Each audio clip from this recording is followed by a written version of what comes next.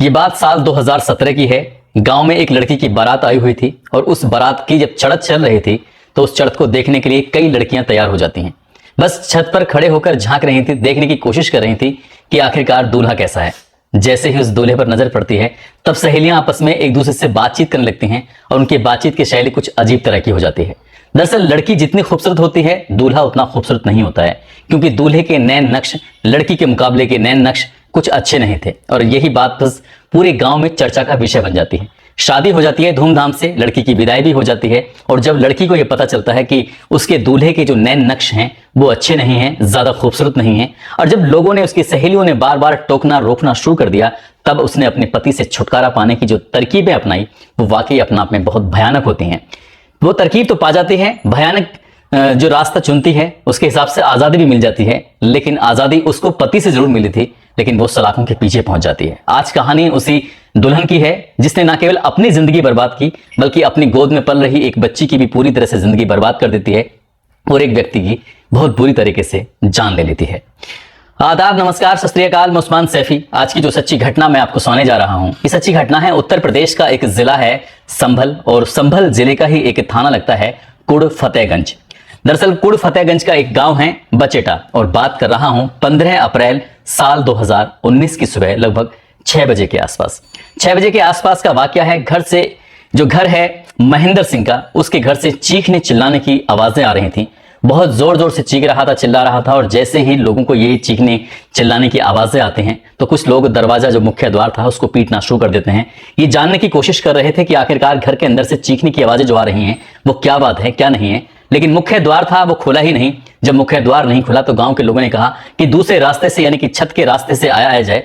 तो एक दूसरे को लोगों ने दीवार के सहारे से छत पे चढ़ाने की कोशिश की, और देखते ही देखते छतों के सहारे जो आसपास की जो छत लगी हुई थी वहां से भी बच्चे, औरतें, आदमी सभी झांक झांक कर देखने की कोशिश कर रहे थे कि ये चीखने की, ये चिल्लाने की आवाजें आ कहां से रही हैं। तभी जो पड़ोस में उसका एक चचेरा भाई रहता था, इस मकान मालिक का, वो कूद कर वो घर में जब पहुंचता है, अपनी आंखों से जो उसने दृश्य देखा वो दृश्य वाकई अपने आप में बहुत भयानक था। दरअसल एक लड़का है जो बहुत बुरी तरह से जल रहा था, उसके अंदर से आग की लपटें बहुत तेजी के साथ उड़ रही थी, और उसकी चीख पुकार सुनने के बाद उसने बचाने की कोशिश की। इस बीच में उसके हाथ भी जल जाते हैं, और इसी बीच में कई और लोग थे जो घर की दहलीज, यानी कि दीवारों को पार करते हुए अंदर पहुंच जाते हैं। मुख्य द्वार जब खोला जाता है तो गली जो लोगों से पूरी तरह से भरी हुई थी, अब चाहे बच्चे हों, बड़े हों, बूढ़े हों, औरतें हों, ज्यादातर लोग घर की दहलीज, घर के आंगन में आ जाते हैं। और वो व्यक्ति, वो अब बहुत बुरी तरह से जल रहा था, उसकी चीखने की आवाजें कम नहीं हो रही थी। हालांकि लोगों ने पानी से उस कंबल को गीला किया, वहीं पास में रखा हुआ कंबल, और उसको गीला करने के बाद उस आग को बुझाने की कोशिश की, लेकिन तब तक जलने वाला लगभग 90% जल चुका था। अब ऐसी स्थिति में गांव वाले करें तो क्या करें, इस व्यक्ति को कहां लेके जाएं, उनकी समझ में नहीं आ रहा था। तभी उन्होंने 108 एम्बुलेंस को फोन किया। 108 एम्बुलेंस मौके पर आने में कम से कम उससे आधे घंटे का समय लग जाता है, लेकिन तब तक वो व्यक्ति चीखता रहता है, चिल्लाता रहता है। चीखने और चिल्लाने वाला कोई और नहीं था, उसका नाम सत्यवीर सिंह होता है, जिसकी उम्र लगभग 21 साल के आसपास होती है।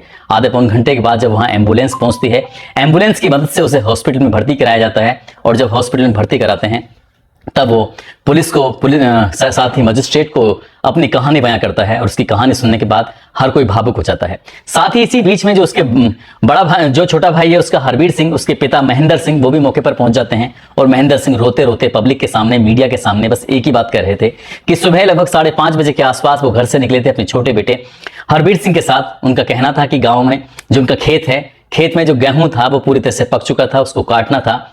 वो छोटे बेटे को लेकर तैयार तो हो जाते हैं, लेकिन जब बड़े बेटे के पास जाते हैं तो वो लिहाफ में अंदर सोया हुआ था। उसने अपने बड़े बेटे से कहा कि बेटा चल, खेत पे चल रहे हैं, गेहूं काटने हैं। लेकिन बेटा कहता है कि मेरी तबीयत कुछ नासाज हो रही है, तबीयत कुछ खराब हो रही है बाबू, मेरा आने का मन नहीं कर रहा है। मैं अगर आराम से आ जाऊं, कुछ देर रुक के आ जाऊं, तो इसमें कोई एतराज तो नहीं होगा। पिताजी ने कहा कि कोई दिक्कत नहीं, तुम आराम से आ जाना, और एक काम करना, जब आओ तो इधर से चाय लेके आ जाना, हम लोग इतने खेत पे जाते हैं और गेहूं काटना शुरू कर देते हैं। ठीक वैसे ही होता है, लेकिन बेटा जब काफी देर तक नहीं आता तो वो भी अपने बेटे का इंतजार कर रहे थे कि वो चाय लेकर क्यों नहीं आया। साथ ही गांव से जब खेत की तरफ भागते हुए लोग जाते हैं कि तुम्हारा बेटा बहुत बुरी तरह से जल चुका है, तब अपने बेटे को ले लेकर उसे याद कर करके बेइंतहा रो रहे थे, परेशान हो रहे थे। इसी बीच में जब मजिस्ट्रेट उनके सामने पहुंचता है, यानी कि जो लड़का जल चुका था, जिसकी उम्र 21 साल होती है, सतवीर सिंह उसका नाम होता है, तब वो बताता है कि साहब दोष कुछ नहीं है, आग ऐसे ही नहीं लगी बल्कि आग लगाई गई थी। दरअसल साल 2017 में उसकी शादी होती है।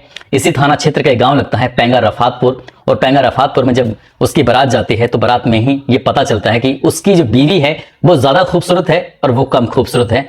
उसी दिन से उसकी बीवी को आसपास की महिलाएं, आसपास की लड़कियां उल्हाने दिया करती थी और उन्हीं उल्हानों का असर उस लड़के पर भी पड़ता था। जब वो घर पे आती थी तो कुछ काम नहीं करती थी, बार बार चिढ़ाती थी, परेशान करती थी, लेकिन उसने उन रिश्तों को ठीक करने की काफी कोशिश की।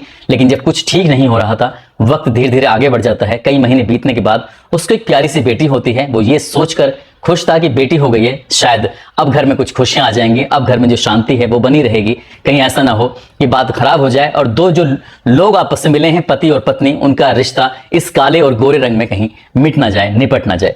वक्त आगे बढ़ रहा था, लेकिन जब जब ये अपने ससुराल जाता था तब तब उसकी सहेलियां उसको कुछ ज्यादा ही चिढ़ाया करती थी। और ऐसा ही हुआ था 14 अप्रैल 2019 को जब वो अपने घर जाती है तो सहेलियों ने उसको फिर से चढ़ाना शुरू कर दिया। साथ ही वो अपने कहने लगती है कि मुझे तुम पसंद नहीं हो, मेरे घर वालों को तुम पसंद नहीं हो, मेरे गांव के लोगों को तुम पसंद नहीं हो, मैं तुमसे छुटकारा चाहती हूं। जब उस मरने से पहले उस व्यक्ति ने ये अपनी बातें बताई, तब वो नहीं जानता था कि उसकी जिंदगी का ये शायद आखिरी दिन है।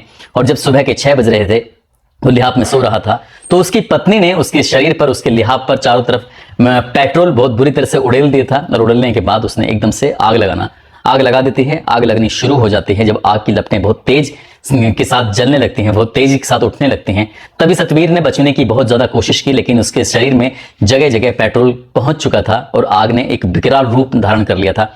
वो पत्नी वहीं रहती है। हालांकि पत्नी ने इस बात को झुटलाने की काफी कोशिश की, लेकिन जब पुलिस ने इस मामले की जांच पड़ताल करनी शुरू की तो पता चलता है कि इसमें जो चश्मदीद थे उन्होंने साफ साफ कहा कि जो मुख्य दरवाजा था उसको, ये इसकी बीवी अंदर थी घर के अंदर, वो चाहती तो खोल देती अगर अपने आप से आग लगी थी या किसी और कारण से आग लगी थी, लेकिन उसने मुख्य द्वार खोला ही नहीं, जबकि लोग उस मुख्य द्वार को पीट रहे थे। और जब लोग छत के रास्ते से घर के दहलीज के अंदर कदम रखते हैं, उस आंगन में आते हैं, तो महिला इंतजार कर रही थी कि कब उसका पति जलकर बिल्कुल पूरी तरह से राख हो जाए, खाक हो जाए। वो आराम से इत्मीनान से खड़ी हुई थी।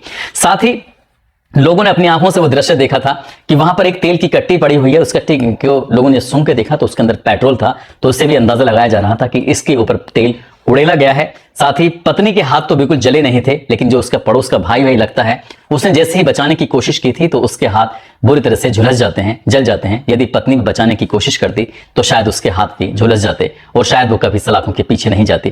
पुलिस ने एफआईआर दर्ज की छोटे भाई हरवीर की तहरीर के आधार पर, और पुलिस ने इस मामले की जांच पड़ताल की। चार्जशीट लगाकर जब कोर्ट में भेजी गई, कोर्ट में भेजने के बाद अदालत के सामने जब ये बात रखी गई कि सिर्फ इसीलिए उसने अपने पति को मारा है क्योंकि पति का रंग थोड़ा सांवला था और पत्नी गोरी है, बस गोरे और काले के रंग के भेद के चलते ही पत्नी ने अपने पति से छुटकारा पाने के लिए उसे सुबह 6 बजे जब वो पूरी अच्छी नींद में सोया हुआ था, उस वक्त उसने पेट्रोल छिड़क कर उसमें आग लगा दी।